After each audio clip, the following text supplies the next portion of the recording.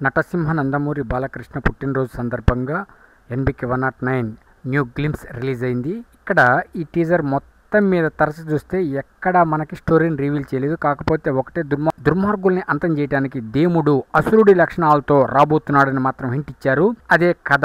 Main point ఏమిటి అంటే revenge తీర్చుకోవటం, లేకపోతే దుష్టుల్ని శిక్షించడం కోసం తప్పులు చేసేవారిని దేవుడు నటసింహ రూపంలో వస్తారు.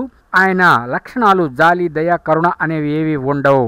ఓన్లీ అసురులకు ఉండే లక్షణాలే ఉంటాయి. చాలా కఠినంగా ఉంటారు అనే హింట్ మనకి ఇచ్చేశారు. అంటే మా ఉద్దేశం ప్రకారం ఈ సినిమాకి అసురుడు అనే టైటిల్ని నిర్ణయించి కాబట్టే మనకి ఇంటర్నల్గా ఒక రహస్యమైన మెసేజ్ మనకిచ్చారు. అసురుడు రావాలి, అసురుల లక్షణాలతో వస్తేనే దేవుడైనా సరే ఈ దుర్మార్గుల్ని శిక్షించగలడు, భూమిని రక్షించగలడు, సమాజాన్ని రక్షించగలడు అనే మెసేజ్ ఉంది. అంటే మా ఉద్దేశం ప్రకారం ఈ సినిమాకి అసురుడు అనే టైటిల్ని ఫిక్స్ చేసి ఉంటారు. ఇంకా వీరమాస్ అని ఇంకా రకరకాల టైటిల్స్ అయితే హల్చల్ చేస్తున్నాయి.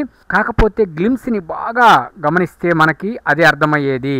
ఎక్కడ చూసినా కూడా జాలి, దయ, కరుణ అనేవి లేకుండా కొత్త కోస్తుంటాడు నటసింహ నందమూరి బాలకృష్ణ. సో ఈ సినిమాకి అసురుడు అనే టైటిల్ని ఫిక్స్ చేశారని మేము అంచనా వేస్తున్నాం. ఇది అఫీషియల్ అయితే కాదు, కేవలం మా అంచనా మాత్రమే. గుర్తుపెట్టుకోండి, ఎన్బికే 109 ఆల్రెడీ డబుల్ బ్లాక్ బస్టర్లో చేరిపోయింది. అనేక వండర్ఫుల్ మెమరబుల్ రికార్డులు క్రియేట్ చేయబోతుంది రాబోవు ఎన్బికే 109, BB4 ఇలా ఏ సినిమా అయినా సరే అద్భుతమైన అమోఘమైన బ్లాక్ బస్టర్స్ అవుతాయి అంటంలో లేచి మాత్రమైనా ఎవరికీ సందేహం లేదబ్బా.